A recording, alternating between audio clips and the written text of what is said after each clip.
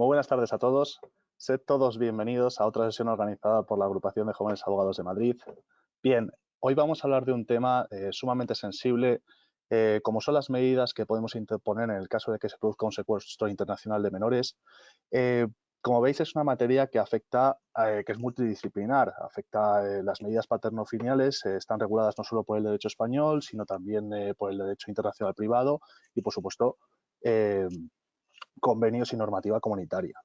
Casos muy sonados, evidentemente, como el de Juana Rivas, que sin duda saldrán a colación en esta sesión, eh, serán resueltos en su mayoría todas las preguntas que formuléis por Sara Mejías, a quien tengo el placer de saludar ahora y la verdad agradecer su tiempo por estar esta tarde con nosotros hablando de un tema tan importante. Os voy a hablar un poquito de ella, os la quiero presentar. Sara Mejías es abogada especializada en Derecho de Familia y en Derecho Internacional Privado y también es vocal de la Junta de Gobierno de AJA Murcia.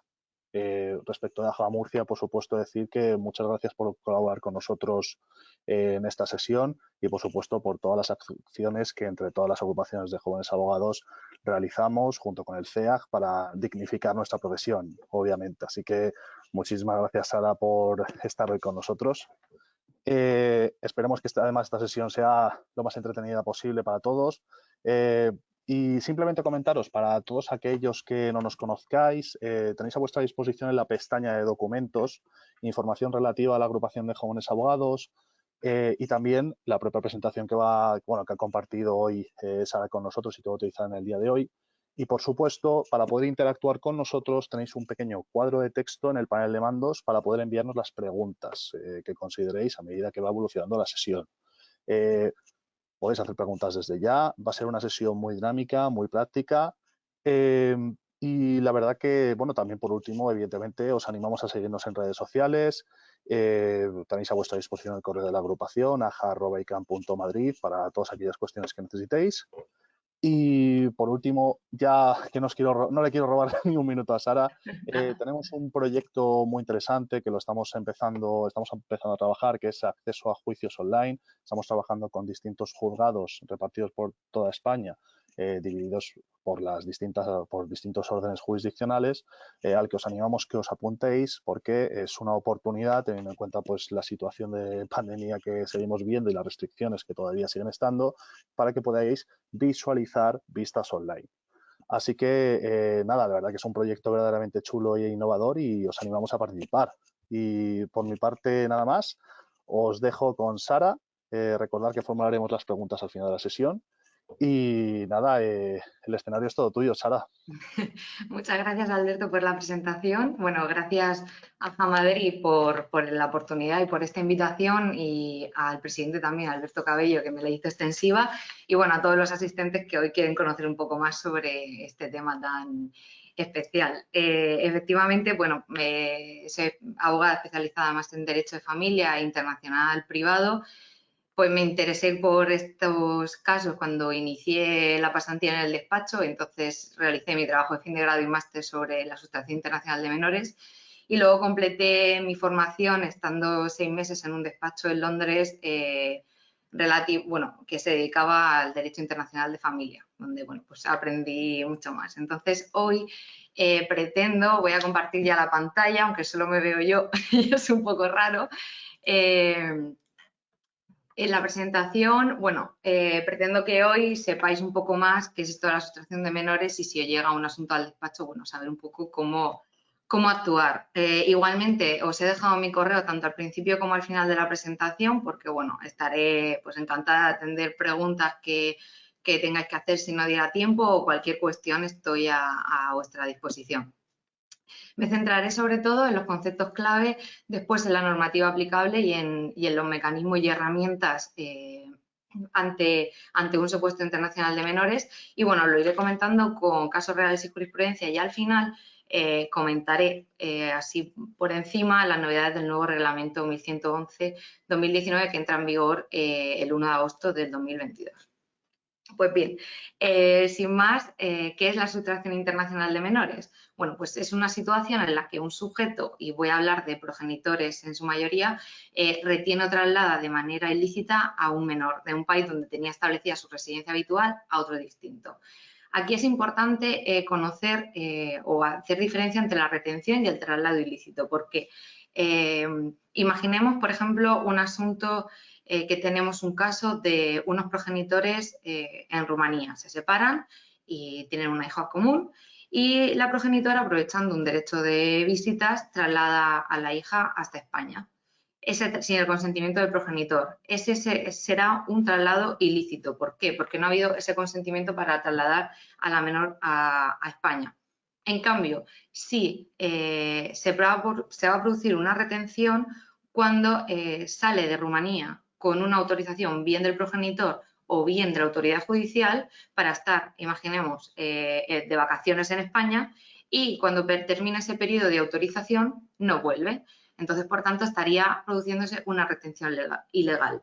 Es decir, la salida del país ha sido legal, pero se ha quedado allí, por tanto, esa retención ya es ilícita.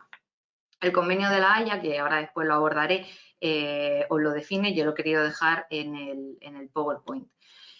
Si bien a efectos legales no tiene tanta incidencia, pero sí en la práctica lo que nos encontramos, y dado a la situación que tenemos ahora de globalización y de las familias que son de distintas nacionalidades, el caso que normalmente nos vamos a encontrar en los despachos de sustracción de menores son de progenitores de diferente nacionalidad y que uno de ellos se lleva a los hijos a su estado donde es nacional, no porque tenga alguna incidencia esa nacionalidad, sino porque ahí se va a sentir más protegido y probablemente también tenga familia que lo apoye. Tenemos que saber cuál es el estado, vamos a llamarle de origen del menor y de destino para saber qué normativa aplicable vamos a utilizar en este caso.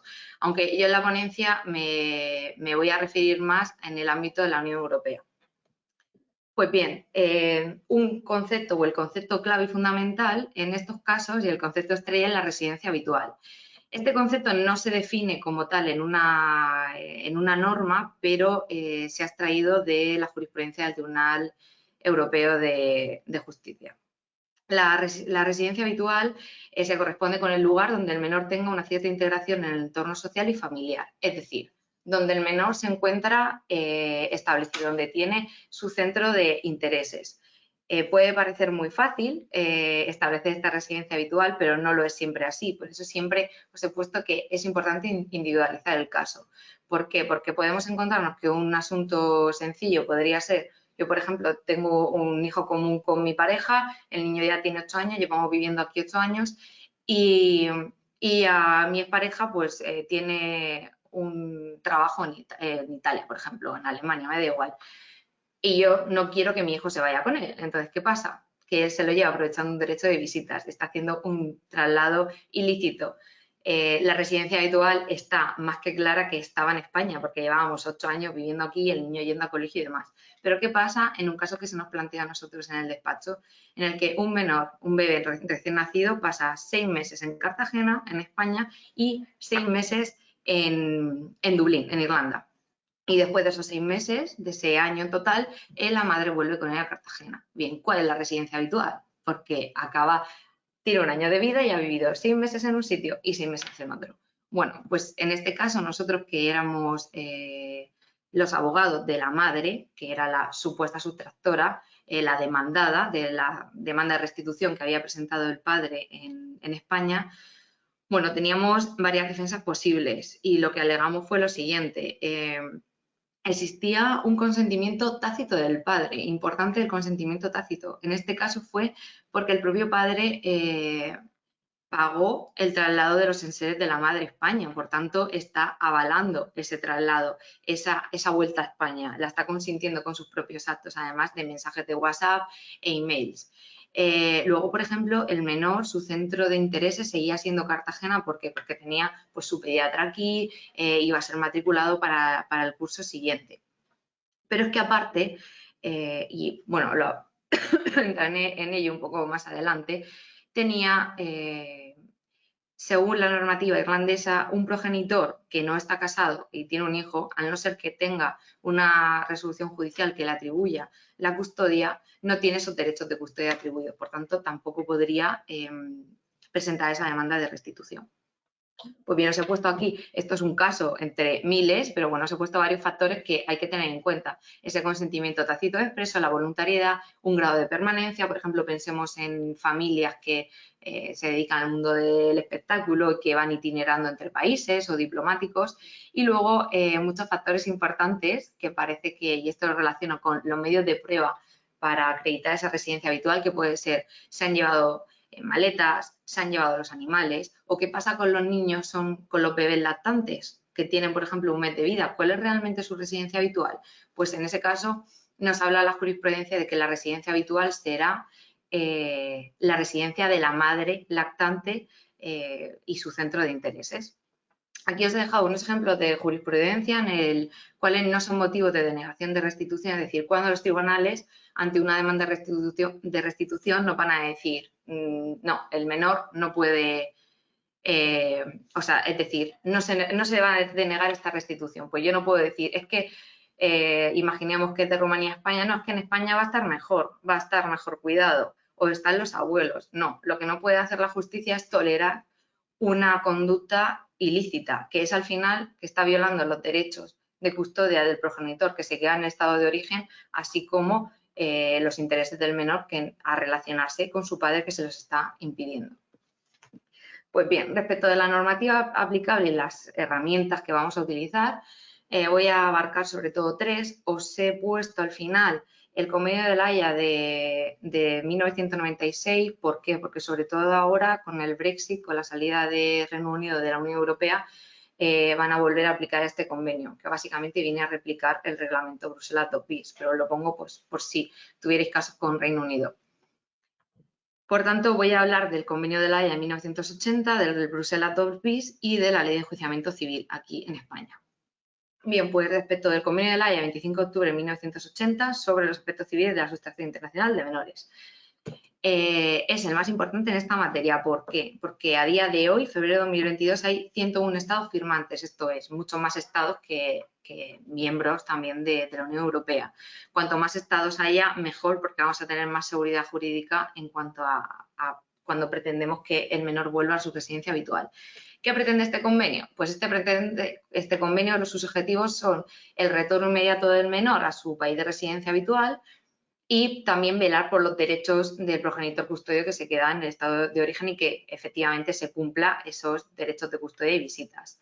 En el artículo 3, que eso es el que os he puesto al principio, donde se define el traslado y la retención, y aquí os he puesto como advertencia, un ojo, al derecho de custodia, que es como lo que os he comentado en Irlanda. Aquí en España entendemos que es la patria potestad, que es el derecho que tiene un progenitor a poder decidir sobre las cuestiones fundamentales de su hijo, como es, por ejemplo, la residencia habitual.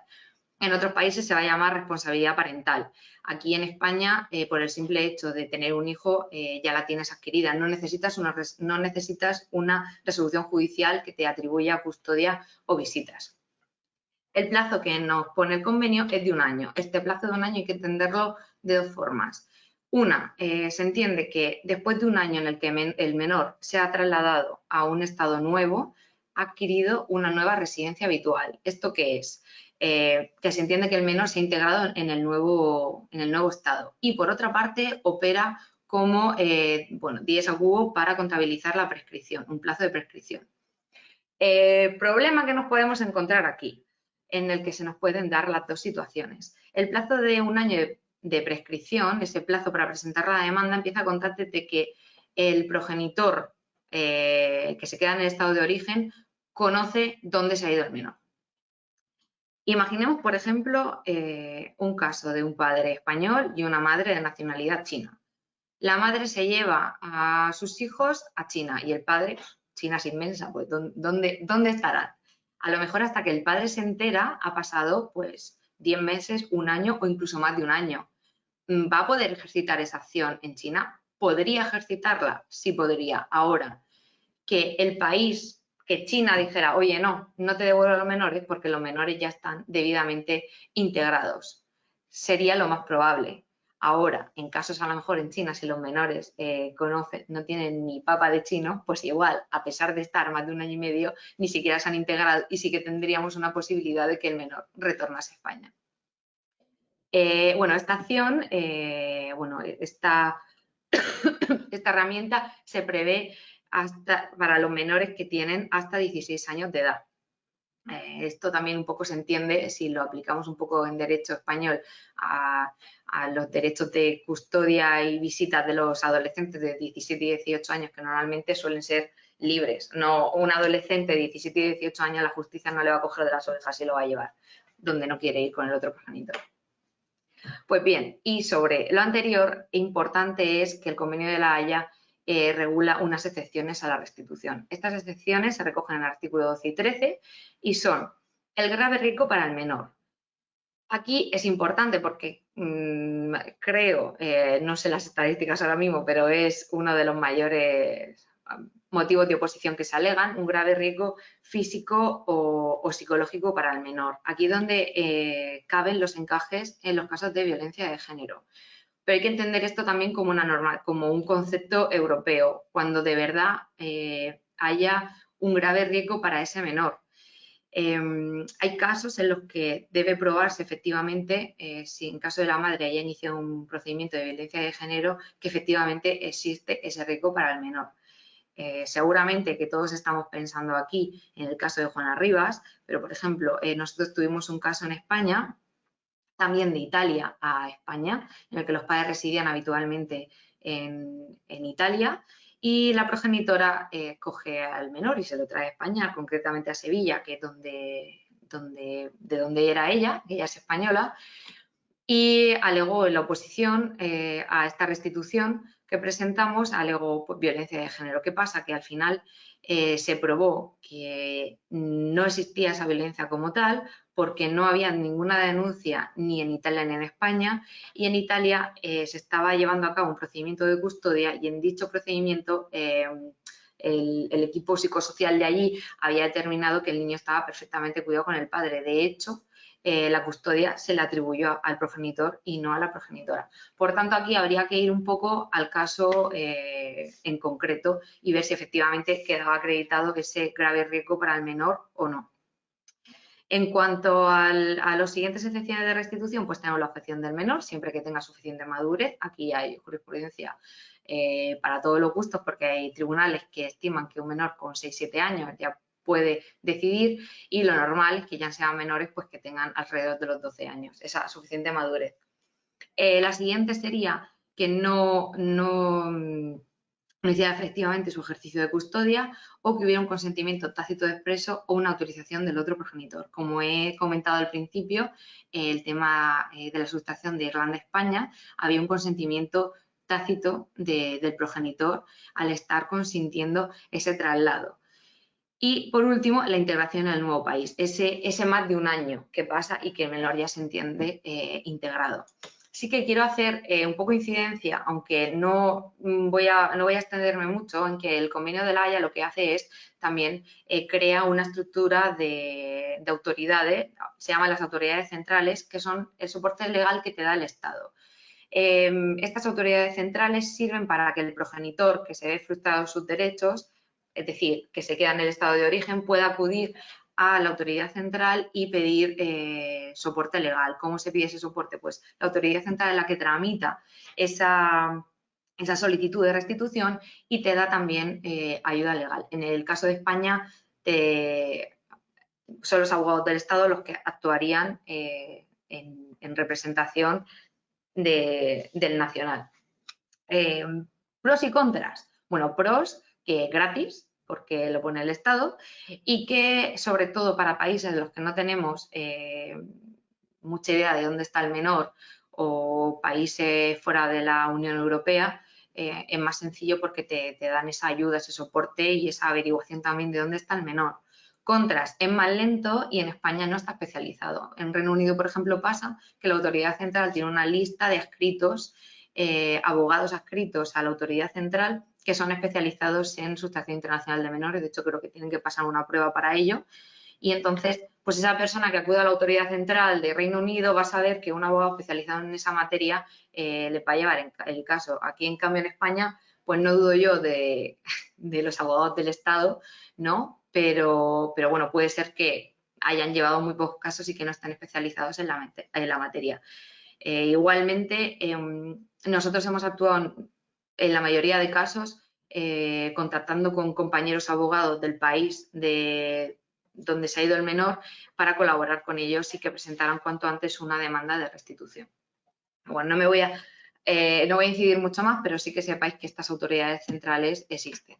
Luego, el reglamento de Bruselas II bis, obviamente solo para miembros de la Unión Europea. Lo importante de este reglamento es que elimina el exequatur, lo cual significa que hay una mayor celeridad a la hora de hacer efectivas las resoluciones entre los países de la Unión Europea. ¿Por qué? Porque estas resoluciones en materia de responsabilidad parental van a tener fuerza ejecutiva directa.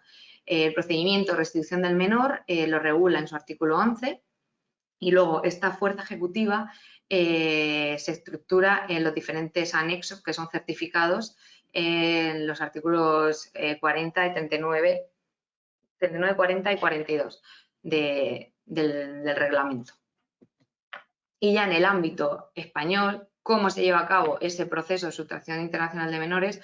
Pues bien, es la ley de jurisdicción voluntaria 15/2015 la que introduce en la LEC los artículos 7, 7, 8, 4 y siguientes, que es el procedimiento de sustracción internacional de menores. ¿Cómo se regula? Vale, importante decir aquí que también regula qué tribunal va a ser el competente. En este caso es importante que sepamos que el tribunal competente para conocer de una demanda de restitución de menores es el Tribunal de Familia de la capital de provincia. Por ejemplo, en Murcia y en Madrid, súper fácil, somos uniprovinciales, así que va a conocer el tribunal, es decir, el juzgado de familia de la ciudad de Madrid, o en el caso de Murcia, pues de la ciudad de Murcia. Pero, por ejemplo, nos vamos a Andalucía, el menor está en Marbella, pues va a conocer de la demanda de sustracción de menores el juzgado de familia de Málaga. ¿Cómo es este procedimiento? Presentamos la demanda y se le da traslado al sustractor. Si nosotros somos demandantes, estamos presentando esta demanda de restitución, se le va a dar traslado al padre o madre sustractor y va a tener un plazo de 3 días para presentarse a los juzgados y decir que sí, que devuelve al menor al país de su residencia habitual, o se opone sobre las causas que os he comentado antes, esas excepciones a la restitución. Claro, tenemos 3 días. Imaginaros que en el caso contrario, somos el abogado del progenitor sustractor. Pues tenemos 3 días para ponernos como locos con el cliente y buscar todas las pruebas necesarias para intentar alegar esos motivos de denegación de la restitución. Sí que es cierto que si nos oponemos después tendremos una vista a la que acudirá también el Ministerio Fiscal, y en esa vista sí que podemos practicar prueba y preparar bien la prueba y nuestras alegaciones. Importante, y una cosa que quiero hacer aquí un inciso en cuanto a las medidas provisionales, es que a veces parece que los abogados actuamos solos cuando ya está el problema. Ya tenemos la sustracción internacional de menores, corre, vamos a oponernos o vamos a presentar la demanda de restitución porque el año se pasa. Pero hay muchas veces que tenemos que actuar de forma preventiva y sobre todo en estos casos. Y os voy a poner un ejemplo muy claro para esto. Hace unos meses vino al despacho una clienta que se estaba divorciando de ella es venezolana y su marido es español, tienen un hijo en común y viven aquí en España. Ella me dice que, que no consigue su título de la universidad, pues no consigue hacerlo efectivo aquí en España y que tiene su familia también ahí en Venezuela y que le gustaría volver porque ella allí va a ganar más dinero, va a trabajar de lo suyo y encima tiene su familia que le da soporte. Y me dice, no, es que el padre no quiere y yo pues me lo quiero llevar, yo puedo coger y llevármelo, pues oye, cuidado, no, porque estarías cometiendo una sustracción internacional de menores porque te estás trasladando ilícitamente a tu hijo a otro país sin el consentimiento del progenitor. Entonces hay que advertirle de las consecuencias legales que puede tener, que pueden llegar a ser hasta penales. Pero ¿qué pasa si mi cliente es ese progenitor que me llega y me dice, oye Sara, es que la madre me está diciendo que ella se quiere ir y yo no quiero que mi hijo se vaya a Venezuela con ella? Pues entonces tenemos que abrir muy bien los ojos y tenemos una herramienta estupenda en nuestra ley, en nuestro Código Civil, que es el artículo 158, por el que podemos instar unas medidas urgentes y así impedir que la madre pueda salir con el menor. Es decir, ahí en ese 158 se regula la posibilidad de que el menor solo pueda salir del país con autorización de los progenitores o autorización judicial o directamente prohibir la salida del país. Además, será importante también, bueno, pues en los casos en los que ya haya un procedimiento de restitución iniciado, pues para solicitar medidas provisionales y permitir que los progenitores puedan verse con sus hijos.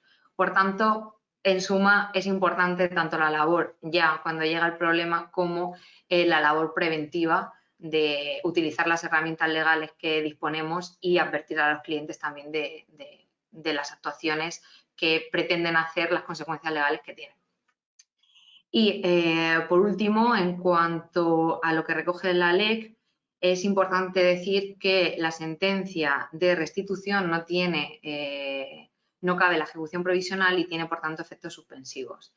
Y es importante, os lo he dejado aquí, no lo tenéis, hay cosas que he añadido en este PowerPoint que no es el que tenéis, sino luego os lo paso, pero no cabe recurso de casación, no cabe recurso al Tribunal Supremo. Y os he dejado aquí un par de autos de inadmisión a trámite relativamente recientes donde los podéis encontrar. Y se recoge en el artículo 778.11 lo que dice es que solo cabe recurso de apelación.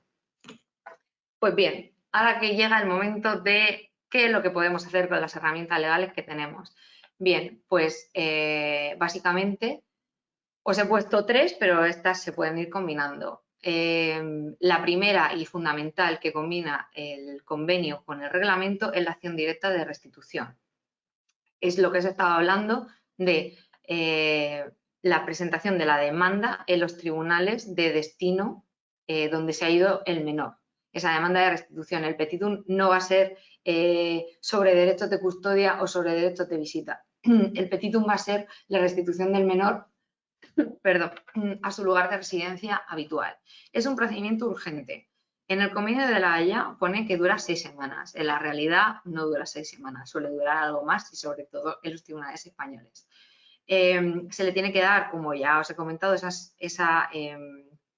esa audiencia al sustractor, que se puede oponer o no se puede oponer.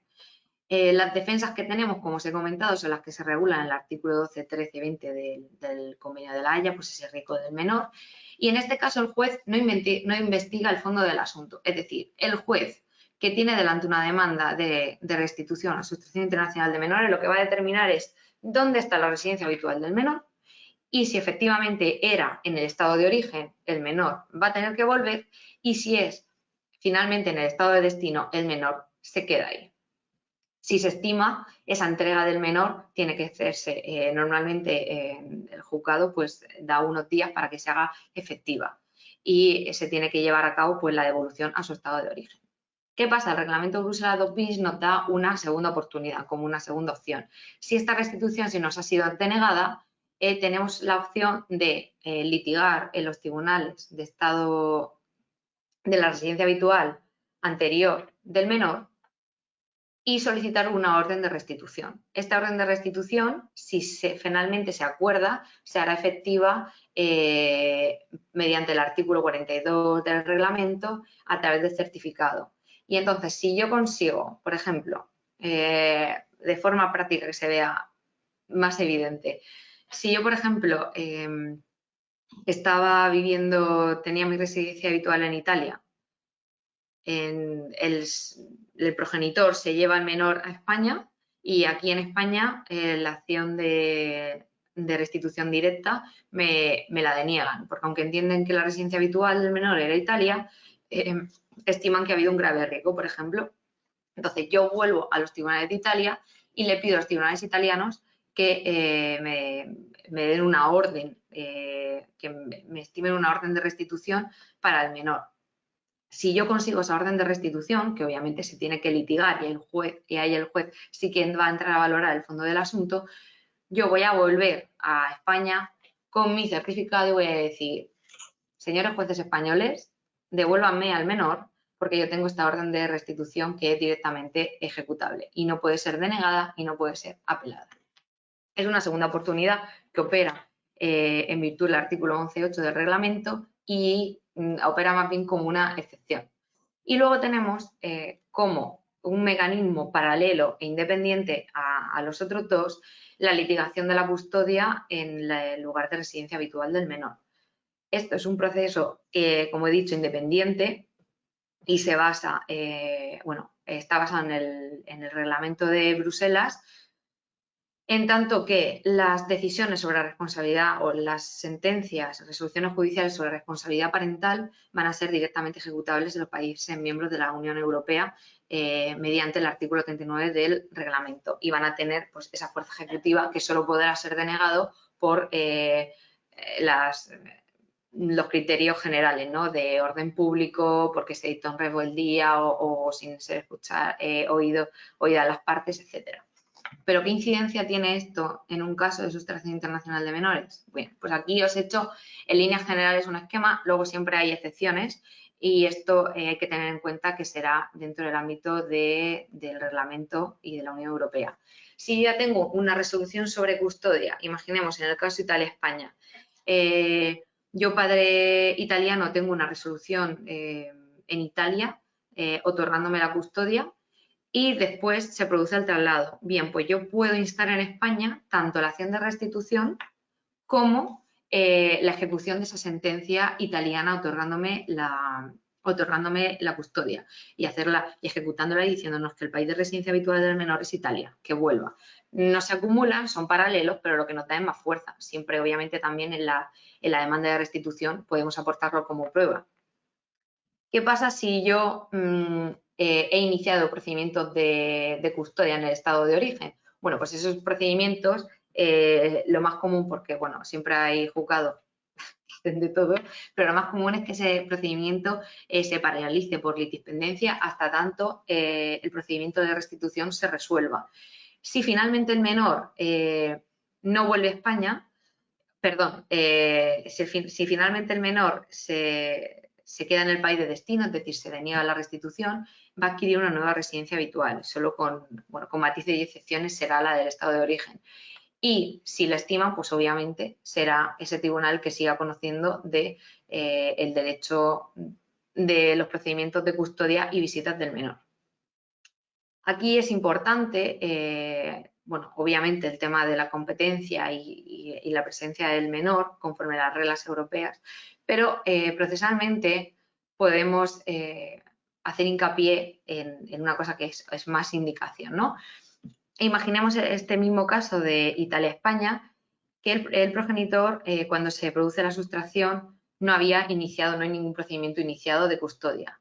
Y entonces, a la vez que inicia una demanda de restitución, inician en Italia un procedimiento de custodia, puesto que sigue teniendo la residencia habitual y la competencia de los tribunales italianos.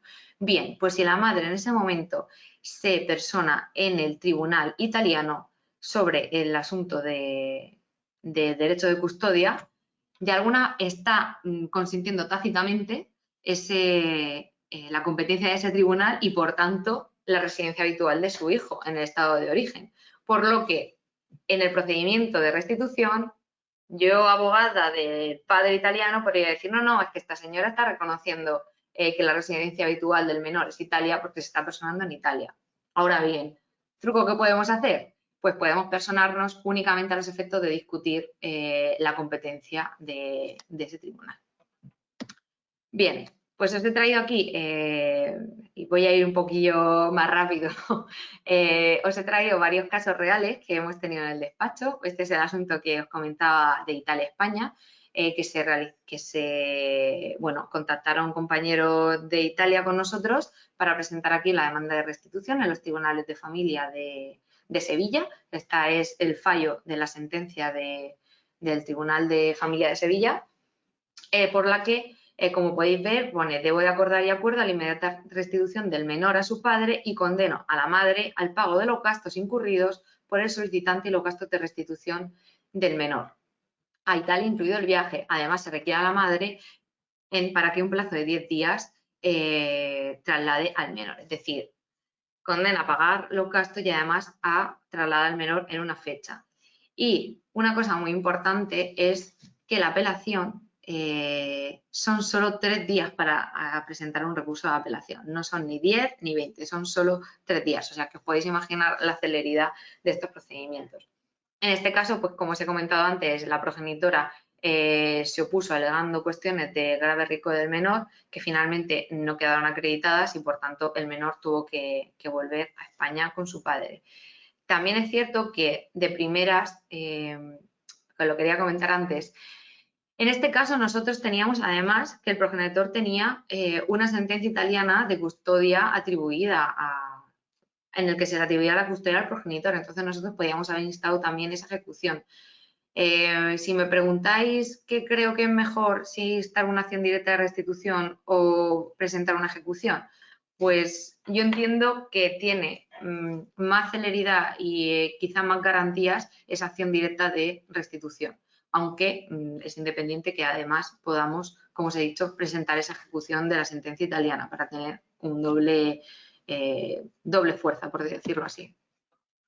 Luego aquí este caso no es exactamente de un secuestro internacional o sustracción internacional de menores, pero proviene de él. Esto era un asunto de padres ingleses y, bueno, la madre traslada su residencia aquí a España, el padre se vuelve a llevar a Inglaterra, presentan demanda de restitución, finalmente la gana la madre porque se entiende que la residencia habitual era del menor, perdón, era España. Y bueno, allí en el propio seno del procedimiento se llegan a, bueno, entre los padres a unos acuerdos sobre las visitas del menor en España. ¿Qué pasa? Que esas visitas la progenitora no las cumple, no le deja ver el padre inglés que viene, se gasta su dinero, compra sus billetes de viaje para venir a ver a su hijo aquí a Torrevieja, pues no le deja. Entonces, ¿qué pasa? Que, claro, acude a nosotros por medio de las compañeras de Londres a solicitarnos que, bueno, que necesita una medida con su hijo, que necesita verlo. Y esto lo quiero relacionar con una cuestión que nos ha preguntado un compañero que me hizo llegar Alberto el otro día. Bien, aquí en este caso no estamos hablando de una modificación de medidas. ¿Por qué? La modificación de medidas en nuestra legislación española está prevista como un procedimiento, no vamos a decir excepcional, pero sí consecuencia de que se hayan dictado unas medidas definitivas si quieren modificarlas. Es decir, una modificación de medidas se presenta ante el juez que ya dictó unas medidas definitivas. Lo que no podemos pretender es que un juez español que no ha dictado una sentencia y ni siquiera una sentencia extranjera ha sido ejecutada, vaya a modificar esas medidas. No las va a modificar. Lo que tenemos que hacer y el procedimiento que deberíamos instar es una nueva demanda de responsabilidad parental solicitando unas medidas definitivas o comprovisionales. Es decir, como si fuese en una familia normal, padres españoles, hijo español, viviendo aquí toda la vida. Entonces, aquí en este caso, bueno, la madre alegó que había una sentencia anterior y, bueno, un acuerdo anterior de los progenitores y que, por tanto, simplemente habría que ejecutarlo y que el Tribunal Español no tenía que decidir nada. Bueno, pues el juez no lo tenía muy claro porque aquí en este caso ya no hablamos de esa competencia territorial especial de los juzgados de familia de la capital de provincia. Aquí ya estamos con que el menor, su residencia habitual era aquí bueno, realmente era Orihuela, entonces el tribunal para conocer es el de primera instancia de instrucción de la ciudad de Orihuela, que está aquí pegada a Murcia. Y entonces él no lo tenía muy claro y nos dio traslado a las partes para hacer alegaciones sobre la competencia. Nosotros además aportamos un dictamen de las compañeras de Reino Unido y en el que efectivamente la residencia habitual del menor era España y España era el competente para resolver sobre las cuestiones de derecho de custodia. Y aquí, bueno, se deja un extracto simplemente del auto por el que el juez bueno, estima su competencia para conocer del asunto. Y por último, aquí os he traído, además con la nota de prensa, el asunto que tuvimos, os lo he comentado antes como ejemplo, pero es un caso real, asunto Rumanía-España. Además, bueno, es gracioso simplemente porque, bueno, los padres estaban, bueno, un matrimonio, los dos policías en Rumanía, se divorcian y el menor, es decir, tienen dos hijos, el padre se queda con la custodia del hijo de 14 años, me parece que tenía, y la madre se queda con la custodia de la niña. ¿Qué pasa? Que la madre se enrolla con el mejor amigo del padre, que además vive en España. Entonces, la madre solicita al juez una autorización para venirse un par de semanas aquí a la Manga del Mar Menor, sitio estupendo, para venir a veranear 2 semanas. ¿Y qué pasa? Se le da esa autorización, pero después de 2 semanas la madre no quiere volver y la madre está estupendamente con el clima que hace aquí en Murcia y con su nuevo novio y su hija. Bueno, pues nosotros presentamos, en este caso llevábamos al progenitor y presentamos aquí la demanda de restitución y aquí tenéis, os he puesto tanto el fallo de primera instancia como el de segunda instancia en el que se acuerda la restitución y se confirma íntegramente.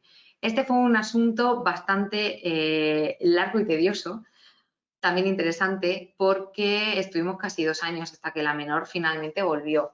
En este caso, la madre, aparte, presentó denuncias por violencia de género que finalmente fueron archivadas y, por tanto, la madre se opuso alegando grave riesgo para la menor.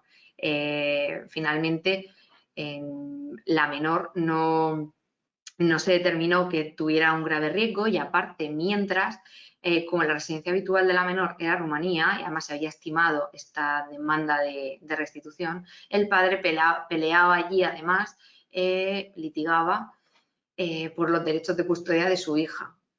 Entonces, finalmente consiguió una sentencia otorgándole la custodia, que iniciamos aquí la demanda de ejecución de esa sentencia, pero finalmente, bueno, pues por acuerdo de las partes y un poco entre los abogados, pues conseguimos que la madre le entregara a la hija al padre y, bueno, aquí tenéis la nota de prensa de nuestro cliente en el aeropuerto de Alicante con su hija de 6 años.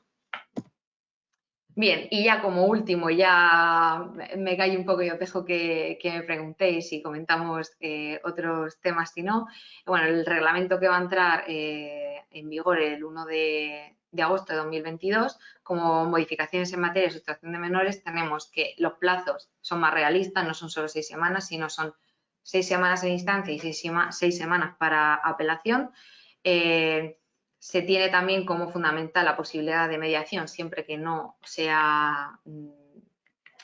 dilate mucho el procedimiento. Se determina mejor la posibilidad de solicitar medidas provisionales para promover que ese progenitor pueda ver a su hijo mientras tanto dura el procedimiento de restitución. Y es importante, se acepta esa ejecución provisional de resoluciones de restitución. Esto yo no sé en la teoría o en la práctica, mejor dicho, cómo va a ser, porque si en primera instancia me acuerdan la restitución y yo devuelvo al menor al estado de origen, pero luego en apelación me dicen que no se restituye, lo voy a tener que volver a traer y vamos a estar mareando al final al menor. Y aquí, bueno, os he dejado un poco el PowerPoint un poco más extenso y al final, bueno, la bibliografía y como dicen así, tirando un poco para la tierra, os he dejado de Calvo Caravaca y los profesores Carrascosa González, que es catedrático aquí en la Universidad de Murcia de Derecho Internacional Privado, pero por Madrid también lo tenéis en muchos másteres y universidades dando clase. Y Carolina Marín Pedreño, que es abogada especializada en sustracción internacional de menores, está en Londres.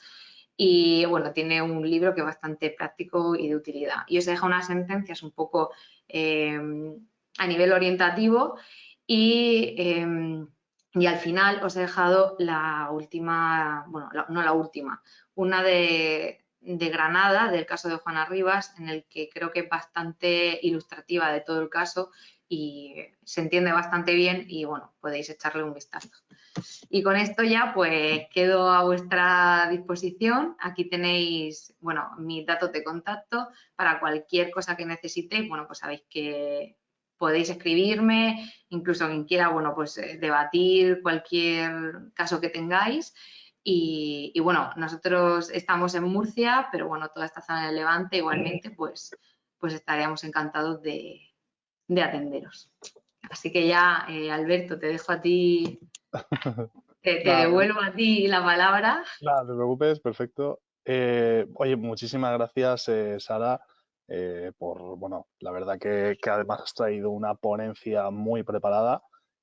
Muchísimas gracias de verdad, porque además encima le has dado un enfoque práctico que la verdad lo agradecemos. A ver, como te avisé y quien avisa no es traidor, la primera pregunta era obligada. Básicamente porque te lo iba a hacer yo personalmente. Entonces, vamos a suponernos, ya que has terminado justo con el caso de Juana Rivas, Sí. ¿qué recomendaciones o apreciaciones le podríamos haber hecho como abogados a Juana Rivas, sobre todo bueno, para evitarle o al menos minimizarle los problemas jurídicos que tuvo posteriormente? ¿Qué se podría haber hecho o qué medidas se podrían haber implementado estando primero en Italia o pues ya digamos cuando la cosa entre comillas no tiene solución, cuando ya acogió a los niños y vamos, y viene a España? Bien, pues antes me has dicho que no tenía por qué mojarme, pero bueno, lo voy a hacer. A ver, bueno, aquí hay lo primero que entiendo, y yo creo que casi todos los compañeros que se dedican a esto, aquí esta mujer final lo que hizo es tomarse la justicia por su mano, utilizando desgraciadamente como rehenes a sus propios hijos. Es decir, lo que no podía hacer es venirse aquí saltándose todos los derechos bueno, de derecho de custodia, pero recordamos que no solo es del padre, es de los hijos, que dejan de ver a su progenitor por la decisión unilateral de su madre. Entonces, ¿qué podría haber hecho? Vamos a tener en cuenta bueno, que ella se viene para España, tiene miedo y se viene a España con su familia. Bien, pues aquí se presentó la demanda de restitución y el juez acuerda que efectivamente la residencia habitual de los menores estaba en Italia. Pues hombre, lo que debería haber hecho esta mujer, entiendo yo, es volver con sus hijos a Italia, aunque o bueno, esperarse, porque no se puede ejecutar provisionalmente. Puede recurrir la sentencia. Y si aún la sentencia en apelación confirma que es lo que pasó en este caso, lo mejor que hubiese hecho es volver a Italia con sus hijos y Italia, que es el país competente para conocer de esa custodia de los menores, haber litigado allí y haber peleado por la custodia de sus hijos y por su traslado a España de una forma legal. Y además, si ella de verdad consideraba que ella no lo entró a valorar, ¿no? Pero que efectivamente era víctima de violencia de género y tenía graves riesgos, Italia, que es un país similar a España, que no estamos hablando de Afganistán, tiene procedimientos de medidas de protección bueno, para las víctimas de violencia de género. No sé exactamente cómo está regulado en Italia, pero vamos, tengo por seguro que no estamos hablando de cualquier país. Entonces, yo entiendo que ella debería haber respetado la decisión judicial aquí tomada en España y haber peleado en su país, o sea, perdón, en su país, en el país de residencia habitual de los menores en Italia,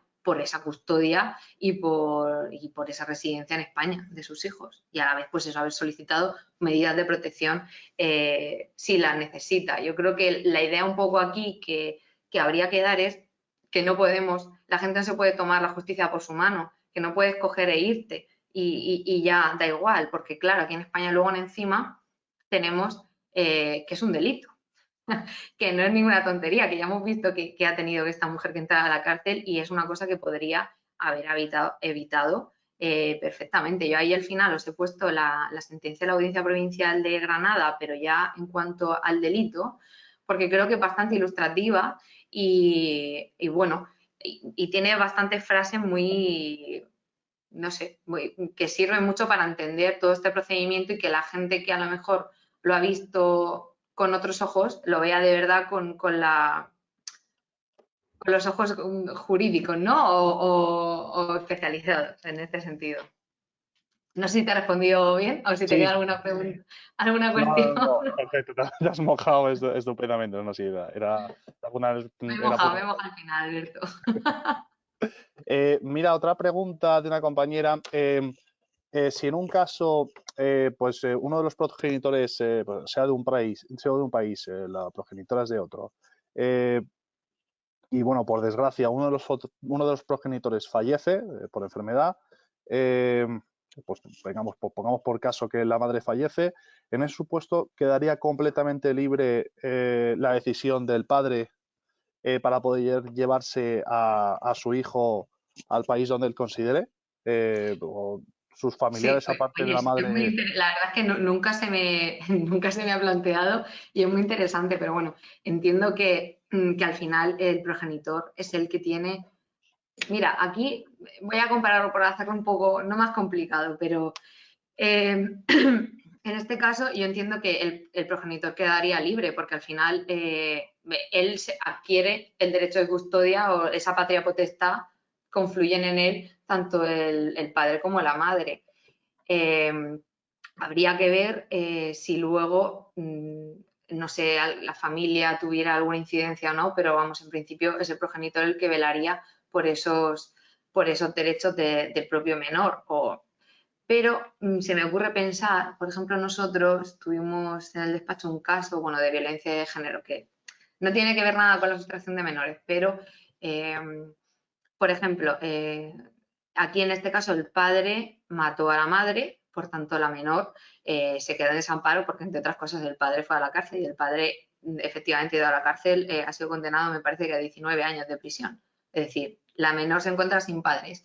Al final conseguimos que la tutela la tuviera la abuela. En este caso tenemos que otra persona, además del progenitor, tiene atribuida la patria potestad de la menor. Por tanto, la abuela sería sujeto con derechos de custodia atribuidos. Y aunque no hubiese sido la abuela, podemos estar hablando también de la administración directamente, de la tutela bueno, por las consejerías y por la administración pública, que tenga la tutela de la menor y en ese caso, y bueno, incluso si vamos más allá, el progenitor tendría también su patria potestad privada. Entonces, al final, sería únicamente pues de la abuela o de la entidad pública que tuviera atribuida ese derecho de custodia o esa tutela. En ese caso, Sara, ¿vale? Eso pensemos eso, pues uno de los progenitores muere, digamos, los pues, colaterales, bueno, no, más bien ascendentes, sobre todo pensemos en los casos eso de los abuelos, ¿qué acción podrían interponer para que la custodia les fuera atribuida pensando pues que los progenitores se llevasen mal o que no fuese beneficioso para el interés del menor? A ver, yo entiendo que existiendo progenitores, o sea, el otro progenitor con todos los derechos atribuidos, los abuelos sí que podrían instar un derecho de visitas y podrían, nunca se me ha planteado la situación así como tal, pero sí que es verdad que los abuelos, y además está establecido en la normativa, tienen ese derecho de visitas con sus nietos o incluso los tíos, los familiares al fin y al cabo. Entonces podrían iniciar esos procedimientos y que finalmente, si al final consiguieran una sentencia, imaginemos que los empiezan en España y yo que soy la madre me he ido a Francia a trabajar, pues esa resolución yo podría ejecutarla en Francia para que los menores tuvieran ese derecho de visitas o pudieran, por ejemplo, venir a España a visitar a los abuelos cada X tiempo. ¿Sabes? Yo les marcaría en ese caso. Puede ser que no esté, que haya compañeros que hayan tenido otro asunto, pero bajo mi experiencia yo creo que eso es lo que sería lo procedente. Perfecto. Bien, nos pregunta un compañero, ¿qué mecanismos son idóneos para lograr la restitución del menor siguiendo el convenio de la Haya de 1980? ¿Y qué proceso procesalmente es preferible interponer? ¿La solicitud de restitución de naturaleza civil o tratar de abrir la vía penal? ¿Cuál podría darnos mayor celeridad? Vale, a ver, son diferentes, porque la vía penal realmente no está prevista como tal, como para que se restituya al menor. Es decir, la vía penal, el delito que estás cometiendo es que tú estás. Sí que hacer una incidencia aquí, ¿vale? El Código Penal en España regula la sustracción, el delito en el 225 bis. Y aquí sí que tienen que haber una resolución judicial que tú estés saltándote, básicamente, para que me entiendas. Es decir, o tengo una sentencia de otro país, por ejemplo, en el caso de Juana Rivas, el procedimiento penal que inició el progenitor fue Uno, porque se saltó la sentencia de restitución española, y aparte porque también se saltó la orden de la custodia del progenitor italiana. Es decir, el Código Penal lo que recoge es que tú cometes ese delito cuando estás saltándote una normativa, pero realmente no estás ejercitando esa acción de restitución como tal. Entonces, obviamente, iría por el procedimiento civil de restitución, que siempre va a tener pues, más garantías. Y aparte, en el caso de que se saltara esa normativa y yo ya tuviera una resolución judicial anterior al traslado o paralela al traslado y también se la estuviera saltando, pues entonces aquí en España podría instar la vía penal. Vale, pero bueno, hablamos de España. En cada país estará regulado estoy hablando del delito que tenemos aquí en España. A ver, te pongo otro casito de laboratorio. Venga, a ver. ¿Qué ocurre cuando se ha sustraído de manera ilícita a un menor lactante del que fuera su país de residencia de España y sustraída por el progenitor a Rusia, en el que, pues obviamente no ha habido medidas civiles previas, se lo lleva sin el consentimiento de la madre, de nacionalidad mexicana, y cuando logra localizarlo, el menor ya ha cambiado su residencia habitual por el transcurso de la vida judicial. Y espérate, sí, A espera un ver, momentito. vamos a ver. Una cosa de tener en cuenta. Aquí la nacionalidad nos va a dar igual. O sea, yo lo he puesto el tema de la nacionalidad por un poco la casuística. Pero aquí lo clave es la residencia habitual. ¿Dónde está la residencia habitual del menor? Puede ser, y por eso he dicho que se me ha pasado a decirlo, pero puede ser que vayamos detrás del padre o madre sustractor. Es decir, por eso es importante solicitar medidas provisionales muchas veces de prohibición de salida de un país, porque te imagínate que de Italia viene a España y yo lo tengo localizado en España, pero es que mientras que yo estoy presentando la demanda, se está yendo. Se está yendo y no lo localizo y se está yendo a otro país. Entonces, por eso es la necesidad de actuar muy rápido y de solicitar medidas provisionales. Entonces, vuelve a la pregunta porque tenía como muchas, Sí, no, tenía básicamente, muchos matices. claro, se centra un poco en la nacionalidad. Sí, pero bueno, termina un poquito con el tema de qué ocurriría con eso, con que el que está sustrayendo se está cambiando de país Vale, bueno, pues al final constantemente. el problema está en que tienes que ir un poco detrás. O sea, tienes que estar yendo detrás. Y que es cierto que cada vez que se cambia de país, aunque haya pasado ese año, no ha sido un año en el mismo país. Entonces podríamos alegar si ellos de contrario, imagínate, se va de España a Rusia y está 3 meses en Rusia y se va a Ucrania, que no sé si va a ir, y después vuelve a Italia, otros 3 meses, ¿no? Y luego otros 3 meses más, total, o 9 meses, por ejemplo. En ese caso, el menor no está integrado en un país, porque aunque haya pasado un año, ha estado en 3 países. Entonces, esa oposición de integración, pues no la tendría, o yo no la entendería así, ¿no? Entonces, es un poco el problema de todo esto. Y hay también la ayuda de las autoridades centrales a veces conseguir localizar dónde están los niños o sustractores o que te den ayuda legal. Pero es la necesidad y la urgencia de los procedimientos. El actuar rápido para que no se pueda volver a ir.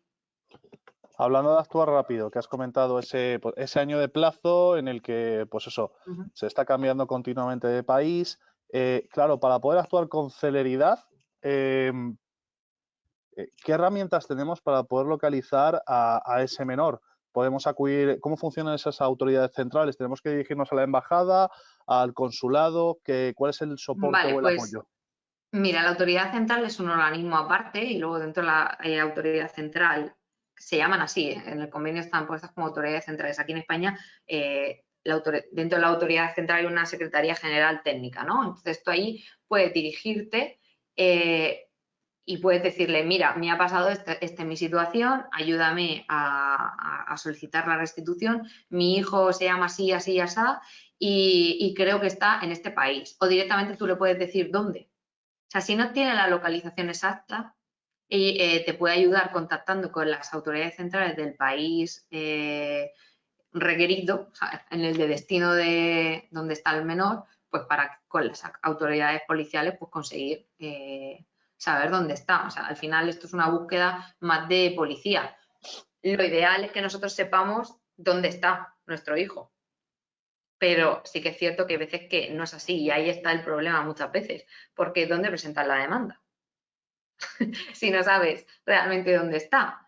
Entonces es un poco labor de investigación y por eso ese plazo también del año que opera para la prescripción de que el 10 AQ es cuando tú te enteras de dónde está tu hijo. El problema es que hay veces que te enteras tan tarde que ya se ha integrado y los tribunales te van a decir, pues oye, mira, pues lo siento mucho. Véngase usted aquí, entonces, al nuevo país, a pelear por la custodia y a decir que es que en España estaba mejor y que se vuelva a España. Sara, en relación, como te he hecho antes, en relación a la pregunta de que falleciese uno de los progenitores, nos están completando un poco la pregunta. Dicen, ¿qué ocurriría si fallece uno de los progenitores cuando todavía se está judicializando la patria potestad y no se ha atribuido todavía de forma efectiva a ninguno de los dos progenitores? A ver, sobre esto una cosa importante. O sea, yo patria potestad, vamos a ver. Yo Pues se está litigando. sí, ¿qué?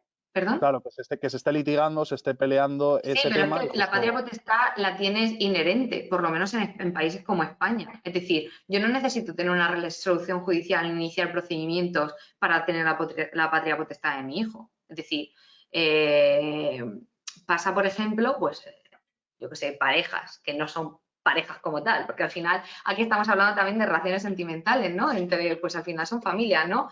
Pues dos personas que tienen un hijo y que ni siquiera son pareja, pues esas dos personas aquí en España tienen las dos la patria potestad, aunque no tengan. Otra cosa es de qué forma tienen atribuida la custodia y las visitas, pero que tienen patria potestad y que por tanto tienen derecho a decidir sobre la situación, sobre la residencia de su hijo, sobre qué colegio va a ir, bueno, es decir, todo lo que engloba la patria potestad lo tienen, no necesitan una resolución judicial para eso.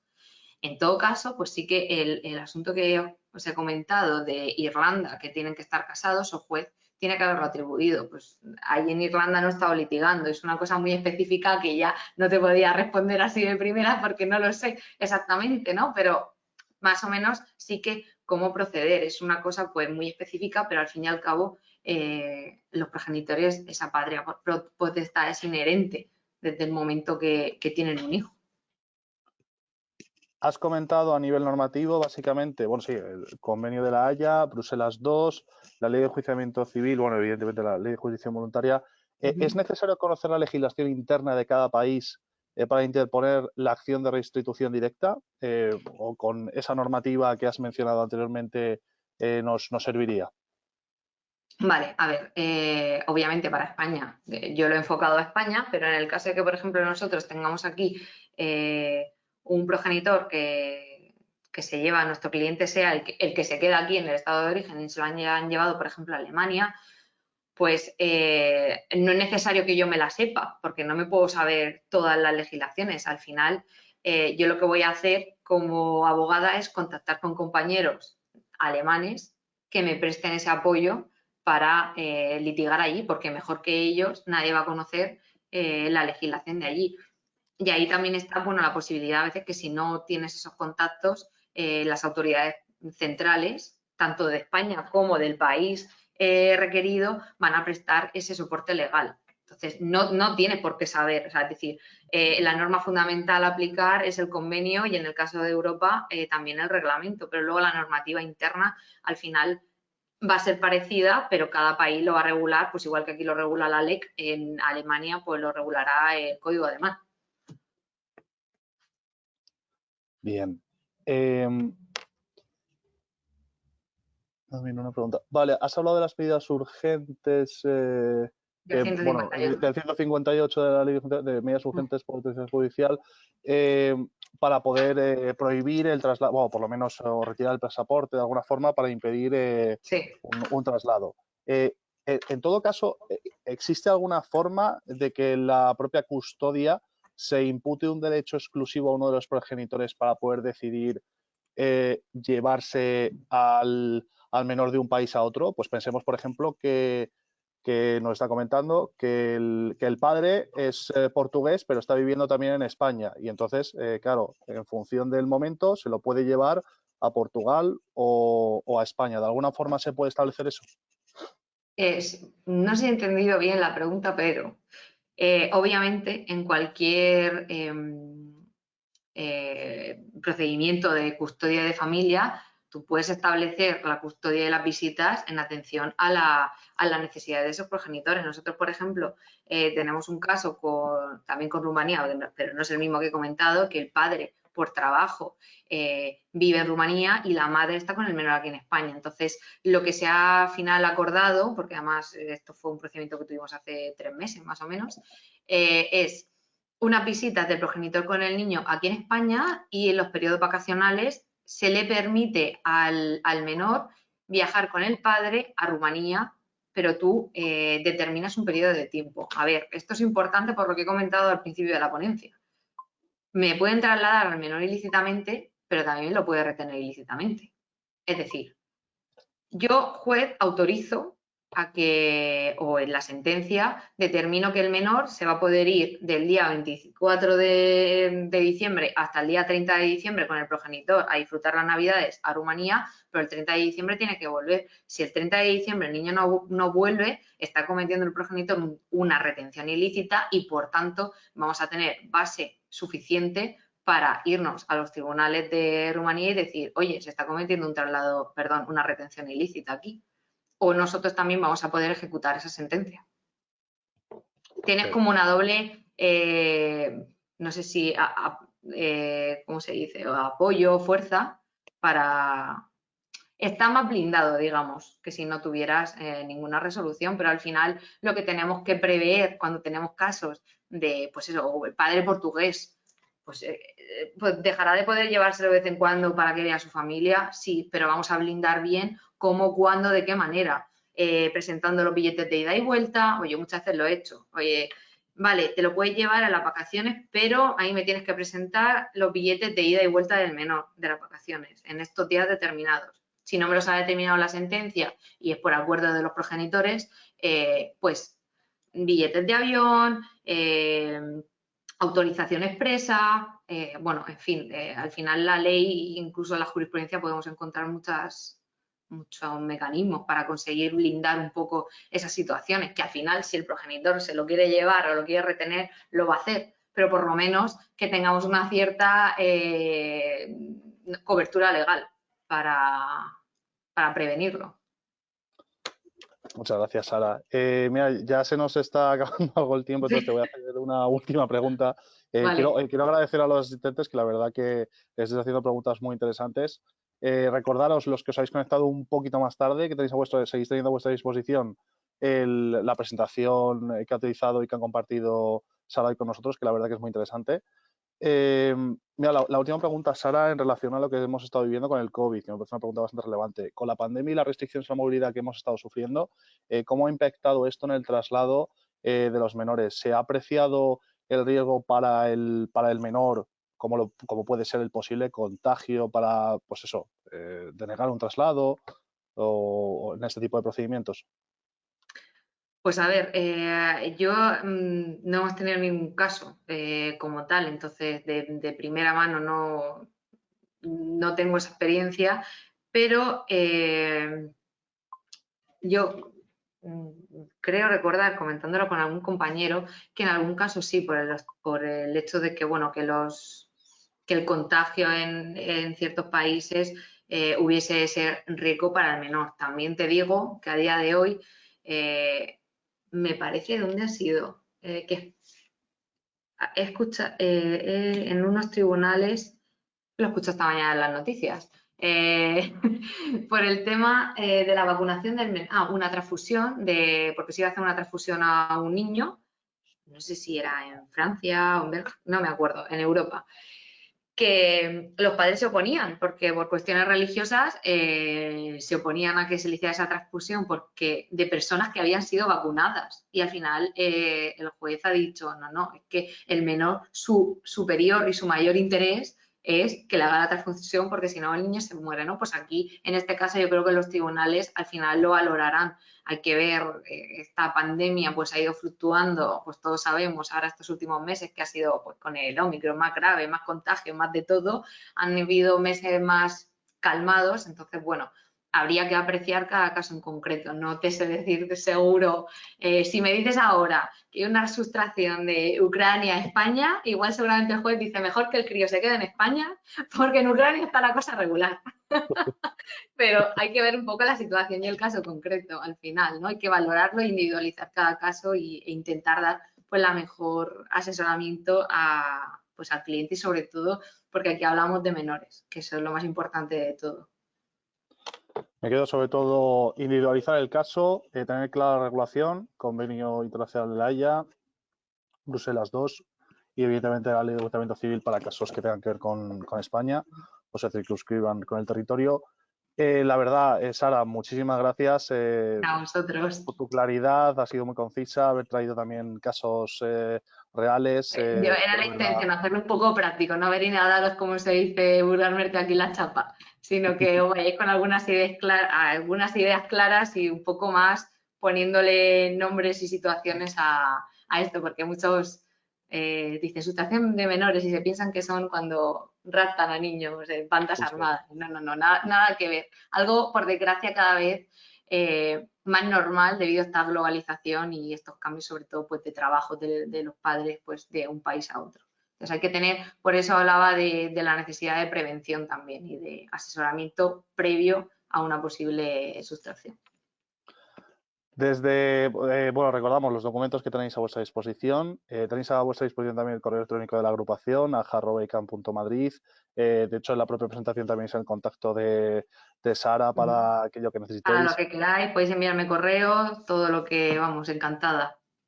Sara, muchísimas gracias por estar hoy con nosotros. Simplemente a los asistentes, recordaros, tenéis a vuestra disposición, podéis participar en el programa que estamos llevando a cabo ahora de acceso a juicios online. Tenéis información en la pestaña de documentos. Y bueno, pues por supuesto, nuestra actividad formativa no para, como quien dice, y bueno, pues la semana que viene tenemos a vuestra disposición en relación a la implementación de los planes de igualdad que se están sucediendo a las empresas, pues vamos a hablar sobre procedimientos sancionadores, multas que se les puede poner a las empresas por la no implementación, a qué regulación hay que atenerse y básicamente cómo se deben de cumplir e implementar estos planes de igualdad en relación al nuevo Real Decreto que del 13 de octubre. Así que tenéis a vuestra disposición en el chat el enlace para que os podáis inscribir y bueno, pues aprovechad de información que queráis en relativo a nuestras actividades, aja@icam.madrid. Y muchísimas gracias a todos por vuestra atención, por estar esta tarde con nosotros. Muchas gracias, Sara. Y nos vemos en el siguiente. ¿Vale? Muchas gracias. Adiós a todos. Gracias.